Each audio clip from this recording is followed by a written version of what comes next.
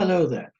If, like me, you're excited by finding and identifying wildflowers, then the middle of winter can seem quite a quiet time. So, how about keeping up the enjoyment by trying to find and identify some of our ferns?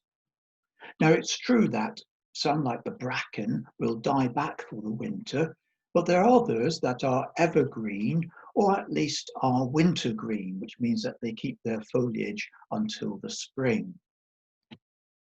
I live in Cornwall, which is in the far southwest of the British Isles, and I'll show you some of the winter ferns in my own locality, but there may be others in your area.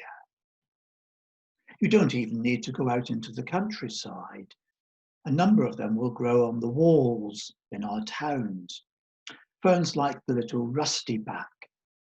And if conditions are too dry for it for a while, it may shrivel a bit.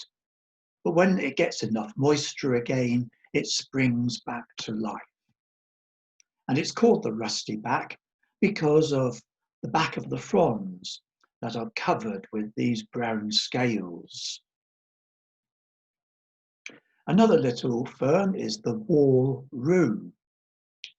You can find it in old bridges, for example, where it loves the lime in the mortar. And sharing it, just down in the bottom here, you can see the maidenhair spleenwort. This actually grows in a much wider range of situations than the previous two and is a very attractive evergreen small fern.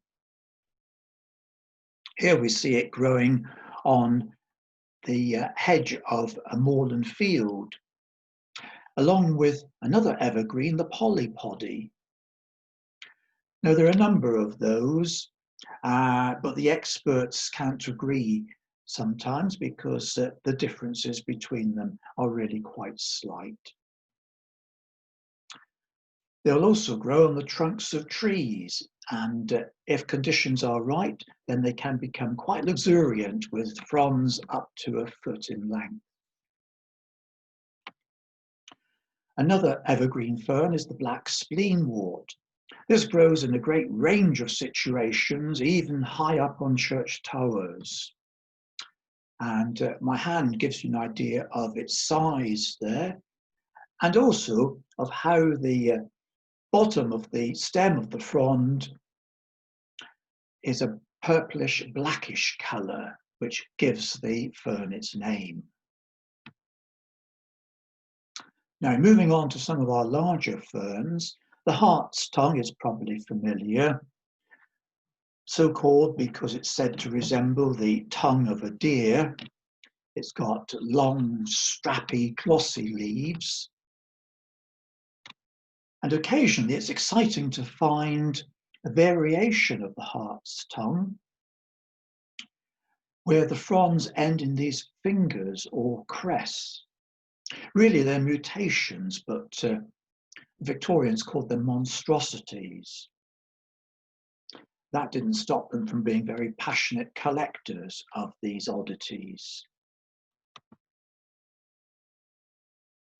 Another of our rather larger ferns is the hard fern, which can be found in a wide range of situations in the open, but also if you go into the deepest, darkest parts of our woods, where very little else will grow, you may find that the floor of the forest is populated with clumps of this beautiful fern.